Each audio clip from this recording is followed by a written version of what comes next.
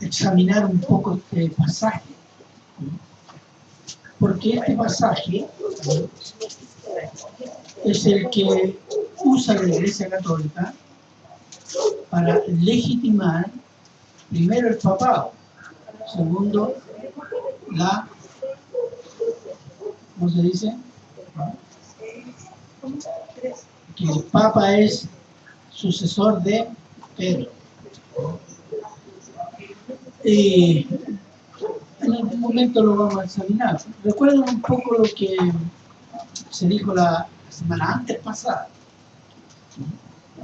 El problema con la Iglesia Católica no es solo un problema de idolatría, hay un problema doctrinal de fondo. Y vimos algunas resoluciones que son los dogmas de la Iglesia Católica, ¿cierto? Que se confirmaron en el Concilio de Trento en 1545, en respuesta a la Reforma. Y vimos solo 3 casos, y las 3 resoluciones contradicen pasajes de la Biblia. Y la resolución dice que el que no cree esto y cree lo contrario es anatema. En realidad ellos maldijeron la Biblia, porque contradicen a la Biblia.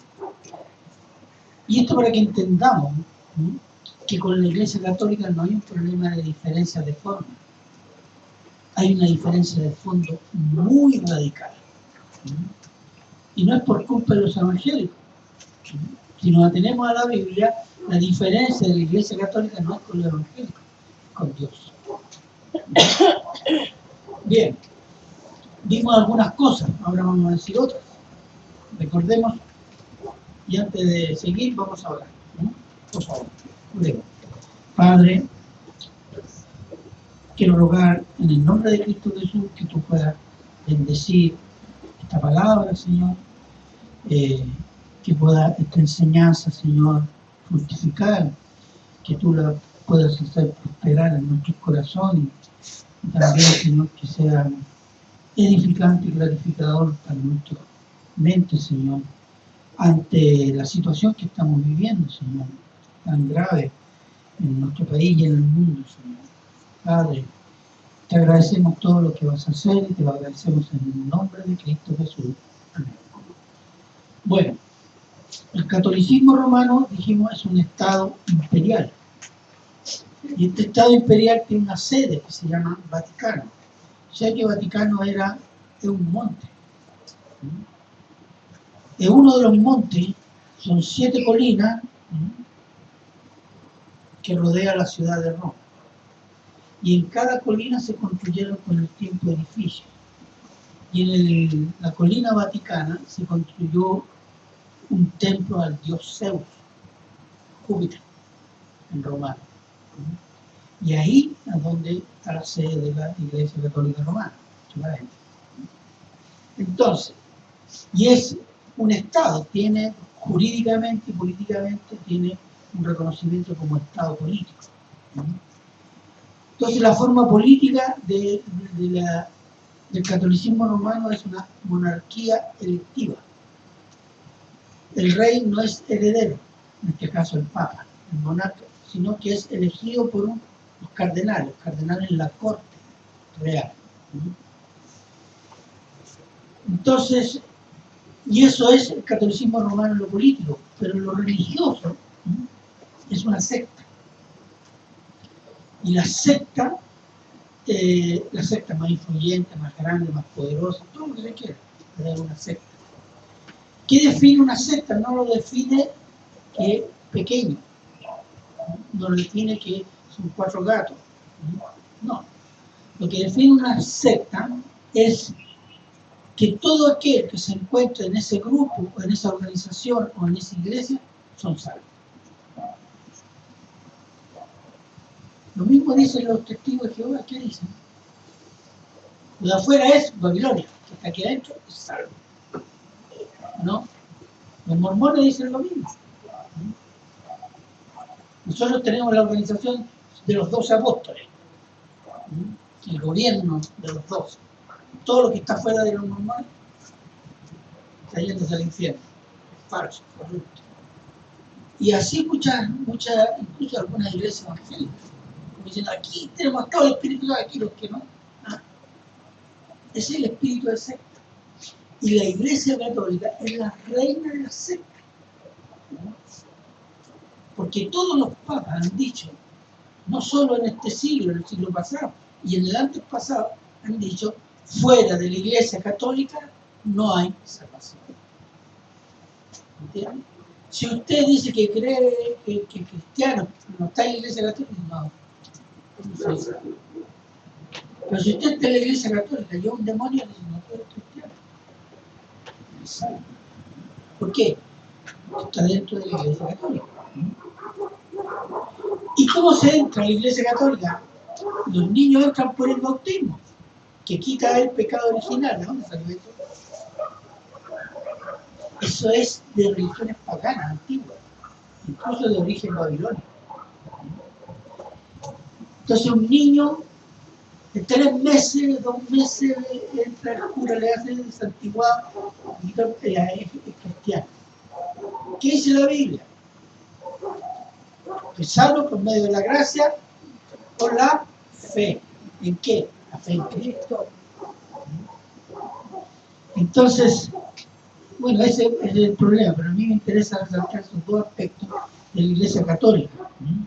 Entonces, la Iglesia Católica romana salva por el bautismo, y solo el bautismo de la Iglesia Católica, no cualquiera, según ellos, solo el bautismo, la cual la Iglesia es única y verdadera.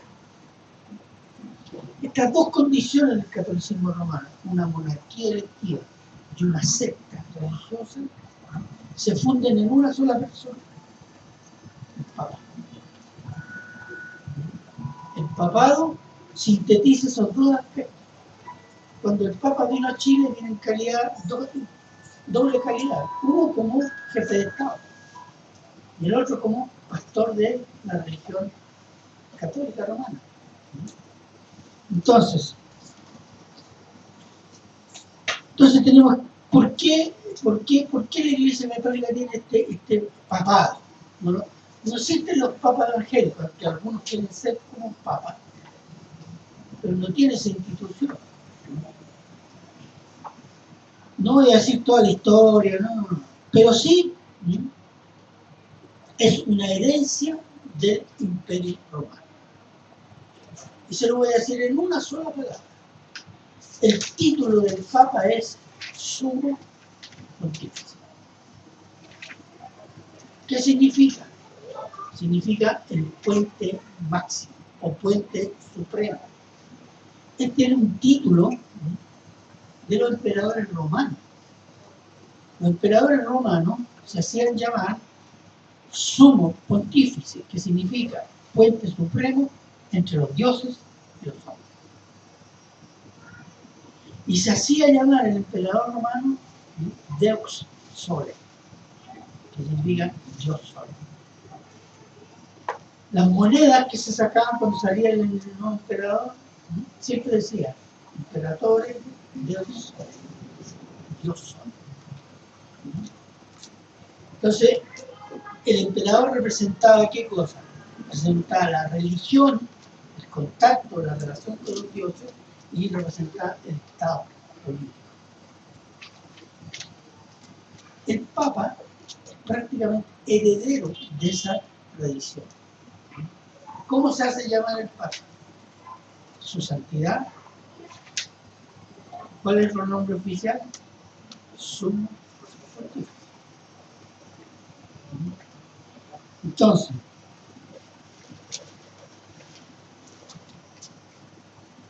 veamos Mateo 22, 17 al 19, por favor.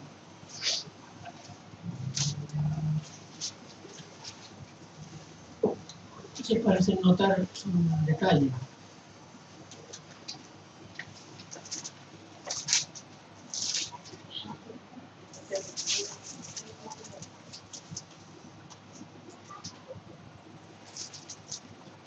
Mateo 22, 17 al 19. ¿Qué es lo que es?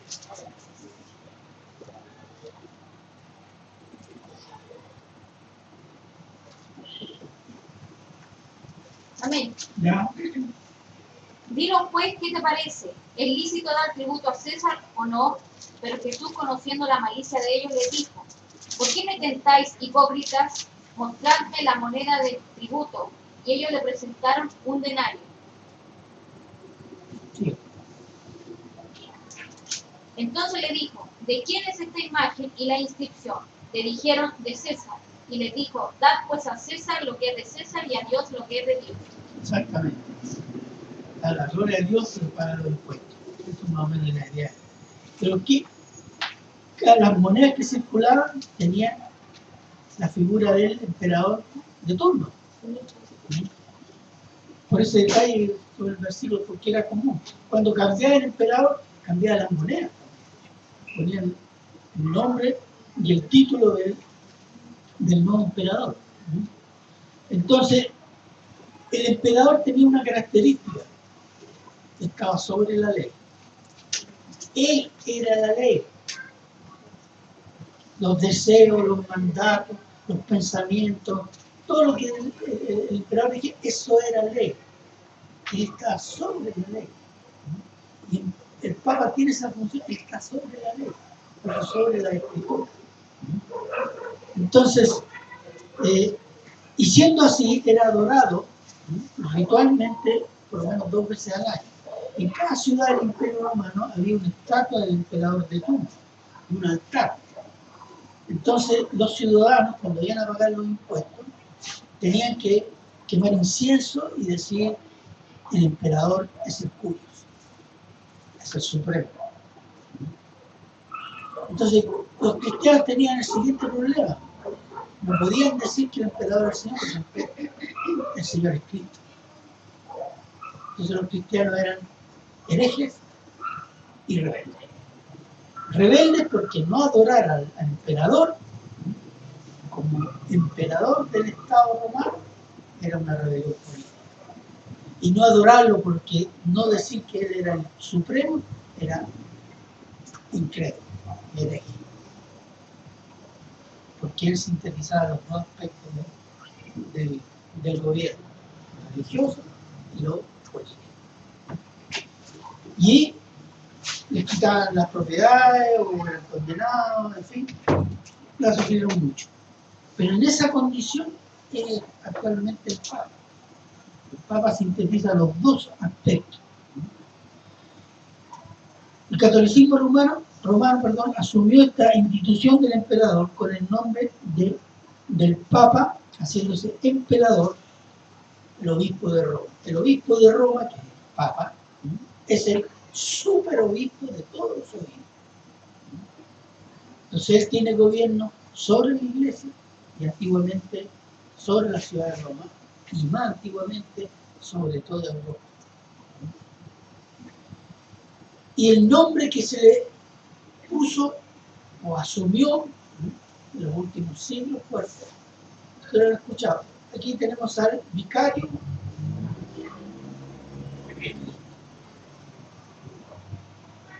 ¿El vicario qué significa? Lo hemos dicho otras veces. Al puesto de. Al puesto de. Es decir, el Papa está al puesto de Cristo. Eso es lo que yo llamo una blasfemia viviente. ¿Por qué? Cuando Juan habla del anticristo, significa uno que está contra Cristo o se pone al puesto de Cristo. El papado es la figura del anticristo. Es el espíritu del anticristo. Porque se pone en el lugar de Cristo que no se lo ha dado a nadie. Entonces, veamos Juan 14, 15, 17.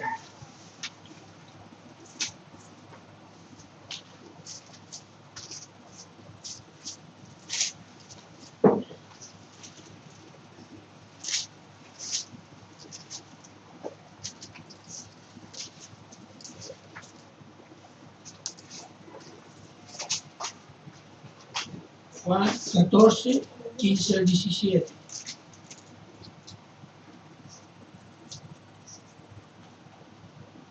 Amén.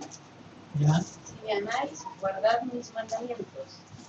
Y Y yo rogaré al Padre y os dará otro Consolador, para que esté con vosotros para siempre. El Espíritu de verdad, al cual el mundo no puede recibir, porque no le ve ni le conoce. Pero vosotros le conocéis, porque mora con vosotros y estará en vosotros. Ese es el vicario de Cristo en la tierra, el Espíritu Santo, que fue dado a quién? A los creyentes. Tanto así para hacerles notar, la última oración del Señor Jesús en Juan 17 no oró por el mundo, oró por los creyentes. De ese tiempo y todos los que iban a creer en el testimonio de los apóstoles. ¿Dónde tenemos el testimonio de los apóstoles? En el Nuevo Testamento. Entonces, decía, y a partir de una cierta tradición, donde cuando Roma se impone como el obispo de Roma, como gobernador político y jefe religioso, se impone a los demás obispos a lo largo y ancho de Europa, se levanta un gran mito. Y el mito es que el Papa es el sucesor de Pedro y que Jesús le dio la primacía a Pedro. Y ese es un mito sacado ¿de dónde? De la nada. Recuérdense que la Iglesia Católica tuvo como 10 siglos la Biblia escondida. La estudiaban, ni siquiera todos los curas, algunos curas la estudiaban. Ni siquiera todos sabían griego, algunos sabían griego. Entonces, era muy fácil. Dice esto la Biblia, así que aquí está. Entonces, el otro detalle, que el nombre Papa al obispo de Roma comienza a usarse en torno al siglo V o al siglo VI después de Cristo. Pedro nunca fue Papa, ni el obispo de Roma, cuando todas las iglesias eran igual una a la otra, tampoco se hizo mencionar Papa. Y el último apóstol que murió fue el apóstol Juan. Y los herederos de los apóstoles se llamaron padres. Primero padres, pero nunca se llamaron sucesor de tal apóstol. Sucesor de Pedro. Ninguno. Este nombre viene siendo usado desde el siglo V o VI después de Cristo. Romanos 16, 1. Vamos a ver rápidamente, solo el primer versículo, los primeros dos versículos.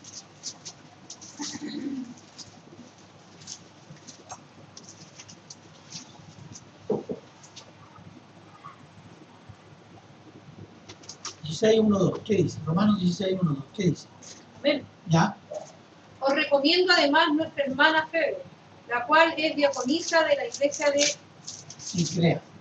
Cencrea, que la recibáis en el Señor, como es digno de los santos, y que la ayudéis en cualquier cosa en que necesite de vosotros, porque ella ha ayudado a muchos y a mí mismo. El otro versículo, sí. Saludad a Priscila y a Aquila, mis colaboradores en Cristo Jesús. Bueno, todo el capítulo 16 es el apóstol Pablo saludando hermanos que están en Roma. Ustedes lo leen atentamente. Algunos han sido colaboradores, han estado en diferentes lugares trabajando juntos y nunca aparece Pedro.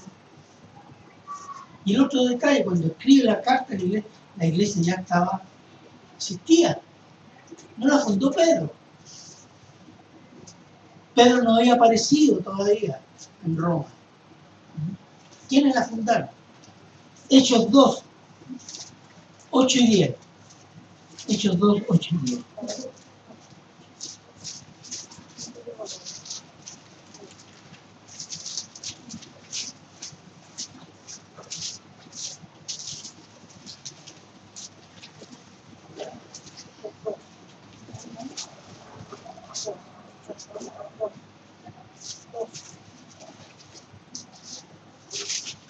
¿Qué dice? Hechos 2, del 8 al 10.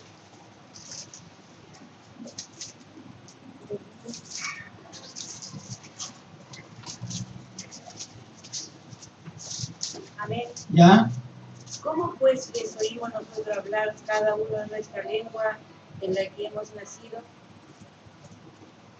Partos, medos, elamitas, y los que habitamos en Mesopotamia, en Judea, en Capadocia, en el Ponto y en Asia. ¿En ti también? Sí. En Frigia y Panfilia, en Egipto y en las regiones de África, más allá de Sirene y romanos, aquí, residentes tanto judíos como proselitos. Proselitos. Así. Había gente de todas partes. Esta peregrinación en Jerusalén, y ellos vieron la presencia del Espíritu Santo, escucharon la prédica del apóstol Pedro, que está en el capítulo 2. Entonces esta gente, cuando vuelve después, funda la iglesia.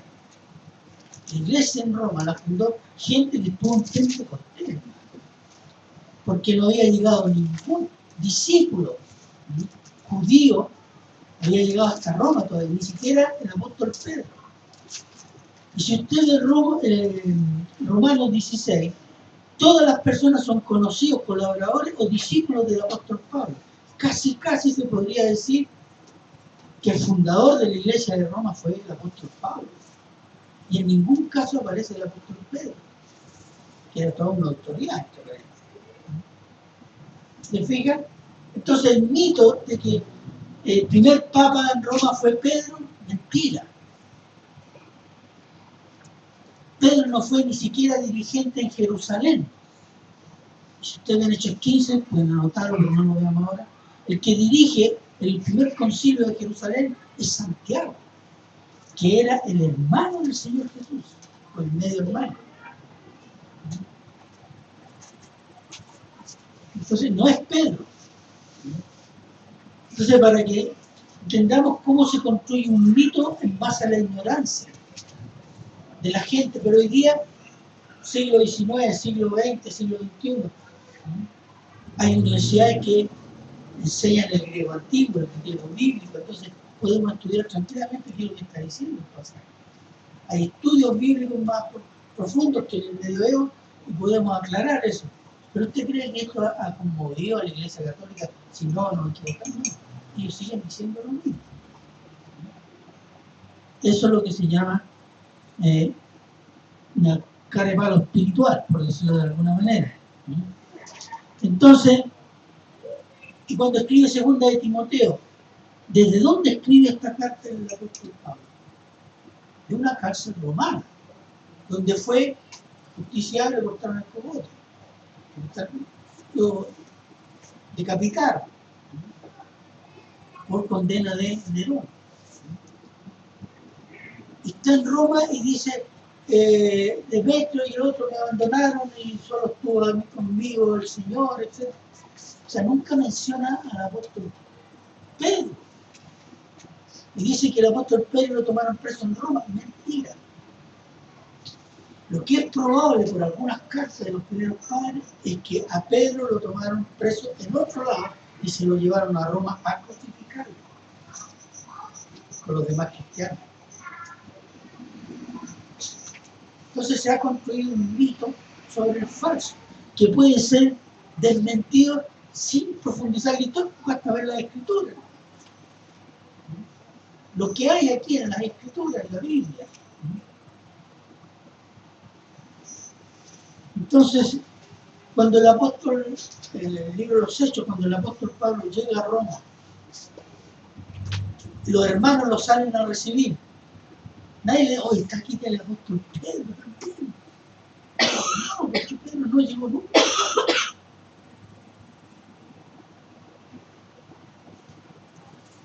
Entonces, ¿por qué se impuso Pedro? ¿Por qué? Precisamente por un pasaje. ¿Un pasaje cuál era? Mateo 16, 18.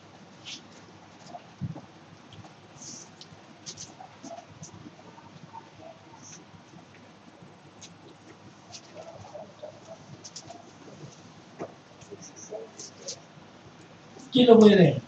cortito. Mateo 16, 18. Y yo también te digo que tú eres Pedro, y sobre esta roca edificaré mi iglesia, y las puertas del Hades no prevalecerán contra ella. Esa es la interpretación. Ve, la roca es Pedro, ahí la iglesia está fundada. Pero eso no corresponde ni en la lengua original, ni en el contexto del Nuevo Testamento. Vamos a ver algunos versículos. Primero, tenemos que entender algo. El futuro apóstol Pedro que responde al Señor Jesús, que Jesús es el Hijo del Dios viviente. Y esta es una respuesta que dice el Señor Jesús, que no la puede conocer, no la puede entender, no la puede proclamar si Dios no lo ha puesto en su corazón. Si no se lo ha revelado Dios mismo. Porque nadie llega al convencimiento que Jesús es Dios y el Señor y el único Salvador si Dios, por medio del Espíritu Santo, no obra en él. Porque con la cultura humana, con la ciencia humana, no llegamos. Porque no está construida para eso, sino para exaltar el ego humano. Entonces le dice, Pedro, no te lo reveló ningún ser humano esto, porque esto solo lo revela Dios. Veamos Mateo 11, 27, por favor, brevemente.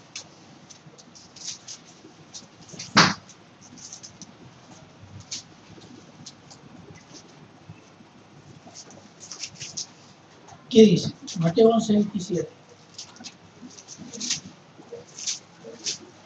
A ver, ¿Ya? todas las cosas me fueron entregadas por mi Padre, y nadie conoce al Hijo sino al Padre, ni al Padre conoce a alguno sino el Hijo, y a aquel que el Hijo lo quiera revelar. Mire, aquí le dice, mi Padre te dio, pero aquí dice, yo también revelo. ¿A quién? A quien quiero le revelo las cosas de Dios. Entonces, esto está hablando de que Cristo es Dios. Entonces, el Señor le raya la cancha con eso. Es decir, ustedes no llegaron a esta conclusión porque son los más pillos, más inteligentes, más iluminados. No, es porque mi Padre se lo revela. Si no, no llega. Entonces, veamos el pasaje. Mateo 16, 18. Y yo te digo que tú eres Pedro. Y aquí hay que hacer una puntuación respecto a esto. Pedro, Petros. Petros significa roca, roca pequeña, roca chiquitita, roquita, piedrecita. Eso está hablando. En griego, Petros es roca pequeña. Está traducido del griego antiguo, griego koiné, que se llama, ¿cierto? Y después, ¿qué dice? Sigamos en el 18. Y sobre esta roca edificaré mi iglesia.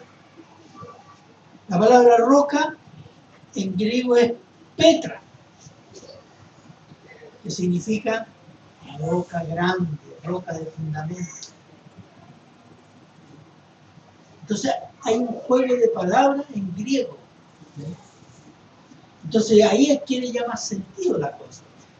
Entonces, ¿cómo podría, digamos, parafrasear el pasaje? Podría ser, te digo que tú eres una roquita, y sobre la declaración de la roquita, de quién es la piedra grande, edificaré mi iglesia. Ese sería más o menos el sentido del pasaje. Si nos hacemos al griego original. Entonces, decir lo contrario es tergiversar y poner al hombre sobre Cristo. Dios, ¿cómo va a edificar su iglesia sobre un hombre? Pedro, por muy santo que fuera, se mandó varios porrazos, por decirlo así, incluso cuando era apóstol. Entonces, el fundamento no puede ser Pedro. El fundamento de la iglesia de Cristo es Cristo. Y vamos a ver algunos versículos rápidamente. Primera de Pedro 2, 4, 7.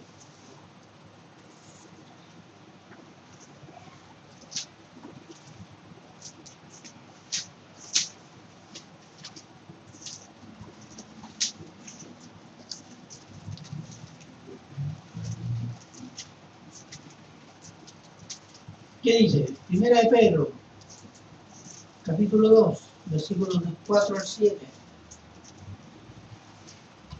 ¿Qué dice ahí?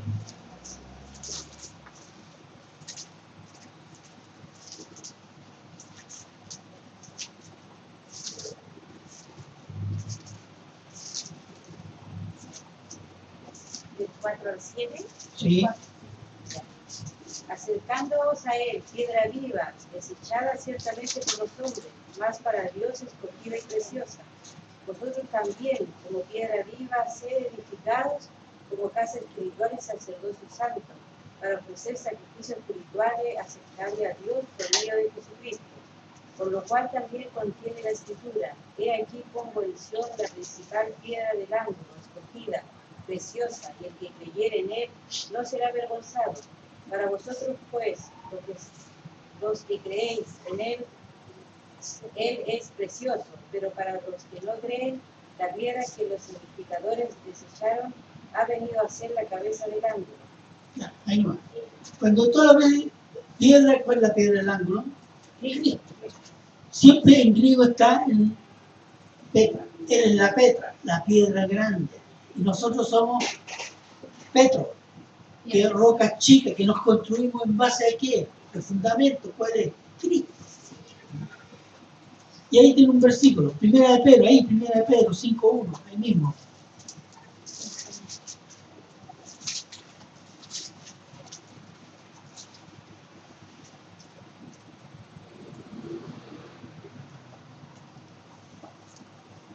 ¿Qué dice?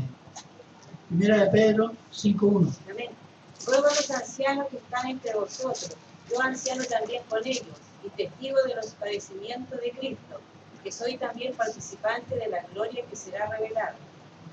¿Cómo dice el apóstol Pedro? Anciano entre ancianos. Nos dice, yo, Papa, yo, autoridad suprema, sobre ustedes.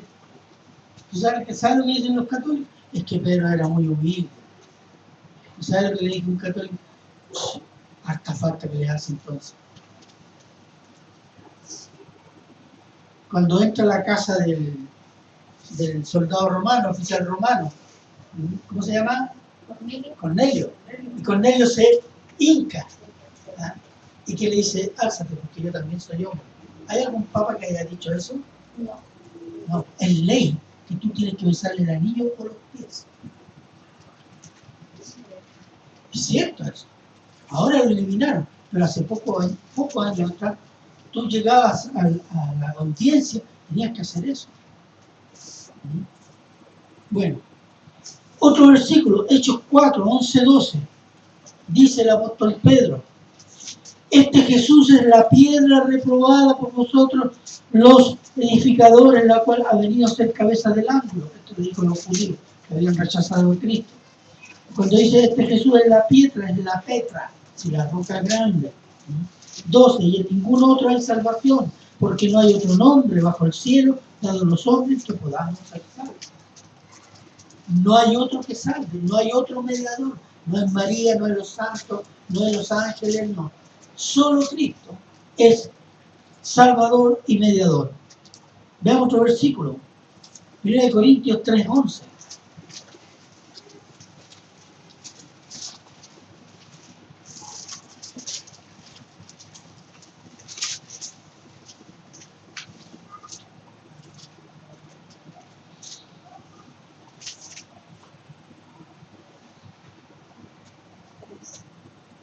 Primera de Corintios 3:11. ¿Quién puede estar ahí, por favor? Amén. ¿Ya? No, lean. Porque nadie puede poner otro fundamento que el que está puesto, el cual es Jesucristo.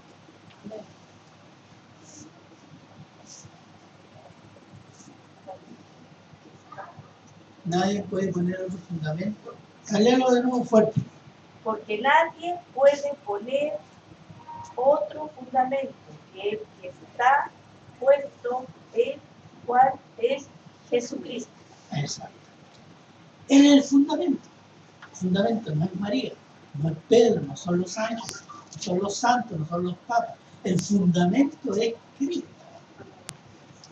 Y esto lo escriben, sea el apóstol Pedro, sea el apóstol Pablo. Y todo el Nuevo Testamento habla de que el fundamento de la vida cristiana, de la fe cristiana, es Cristo.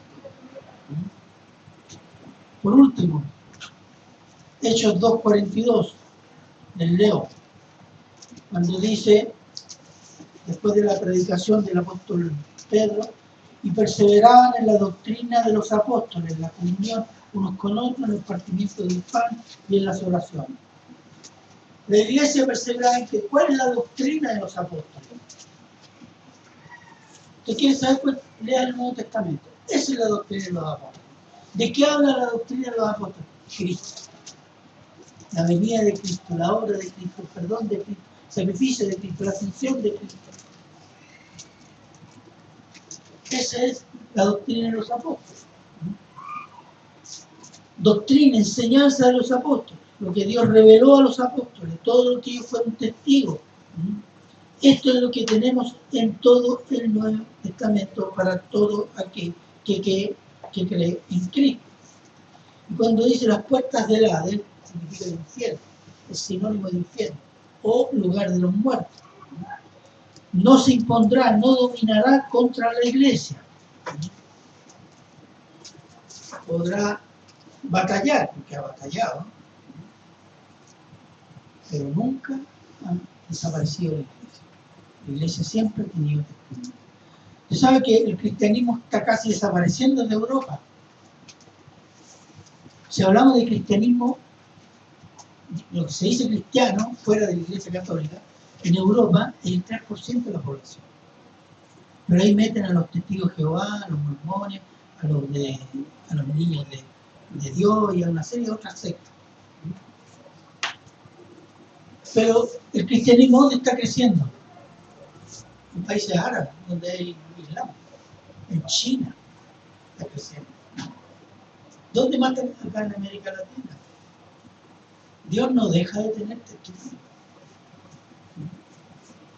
Así que siempre va a haber gente proclamando el nombre de Jesucristo en alguna parte del mundo.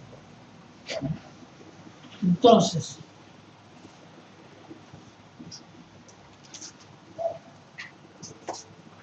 podemos decir que el gobernador de las tinieblas ha perseverado en destruir, en torcer e inventar doctrinas falsas, mezclando enseñanzas falsas, sazonadas con palabras bíblicas y con algo de verdad. Decir que el papado es cristiano, es decir, la mentira y la blasfemia más grande y el fraude religioso enorme, inmenso. Es un fraude ideológico, un fraude político, un fraude religioso de origen satánico. Y miren, hermano, yo le pido que no se quede con mis palabras. Busque, estudie la doctrina católica y confróntela con ¿qué? Con la Biblia. Si nosotros no podemos decir, porque a mí me parece, no.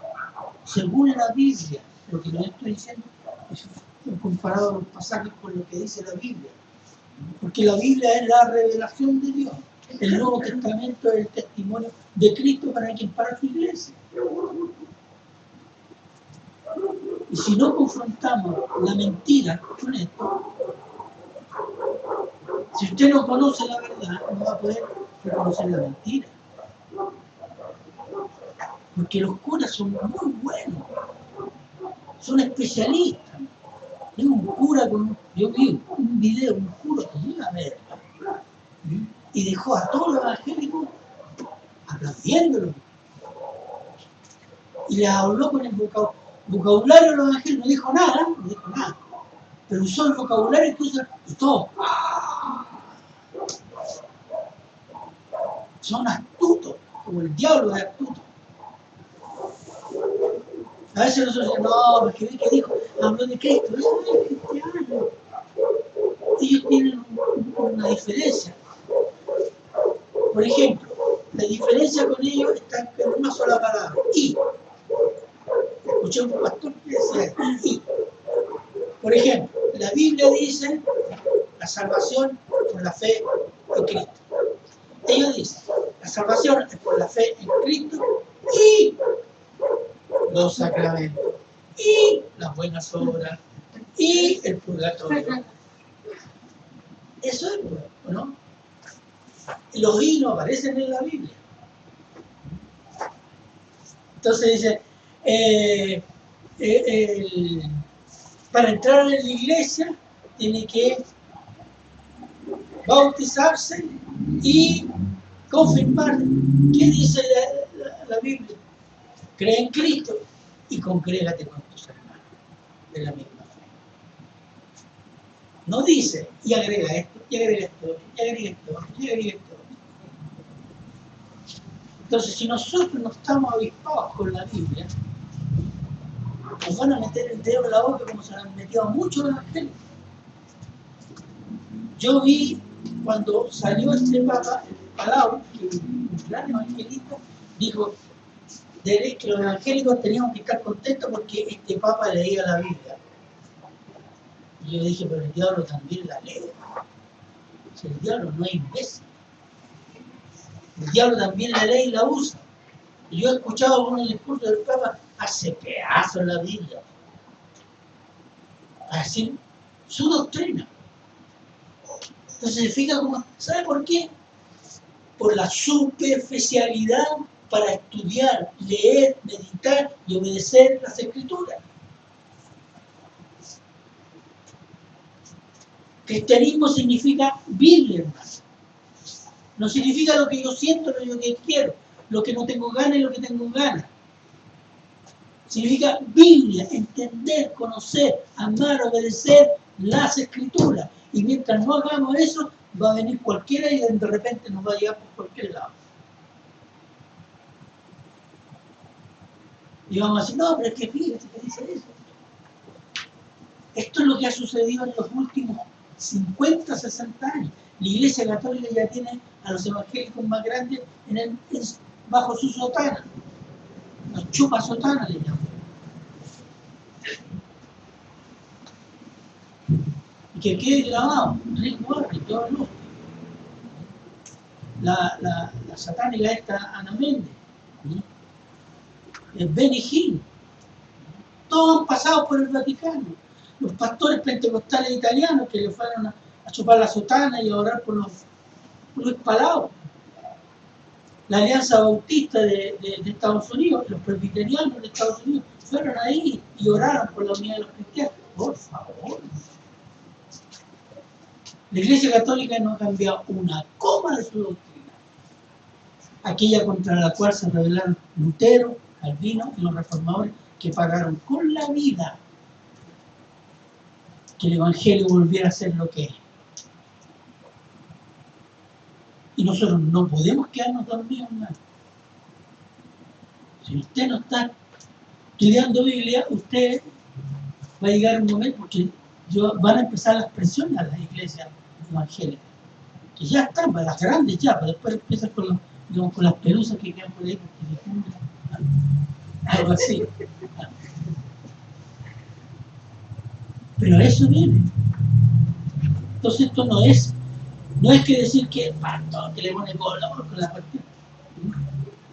Es que hay que ponerle color, hermano. ¿Sabe por qué? Porque somos olvidadizos y somos frágiles.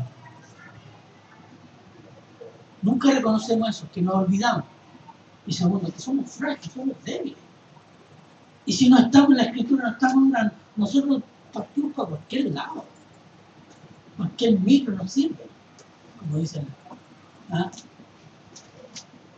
Y no, si la única micro que nos sirve es Cristo. Y aquí tenemos todo. Para concluir, y por eso mi intención este año con el instituto, yo le decía a una hermana, vamos a comenzar, ¿cierto?, con el tema de la Biblia, conozca y estudie su Biblia.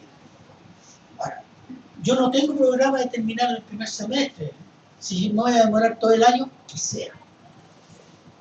Pero hermanos, vamos a profundizar en la Biblia, vamos a escarbar en la Biblia, para que entienda de quién es Dios y la obra de Cristo. Cuando usted entiende eso, lo entiende profundamente en su corazón, usted va a identificar así, esto es falso, por esto. Pero mientras no hagamos eso, hermano, no, sí puede ser, no, yo creo, sí parece, porque esa palabra está en la Biblia, que puede ser.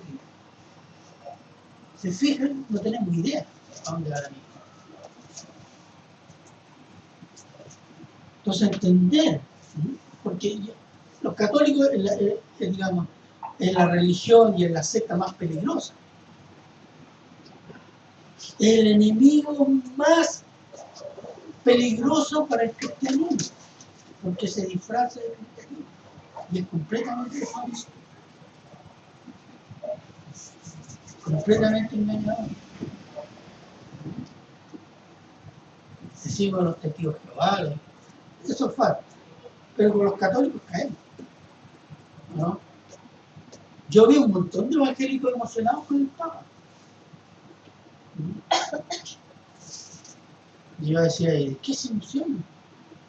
Si este es un hijo del diablo. Porque el papado es una creación del infierno, que niega precisamente a Cristo.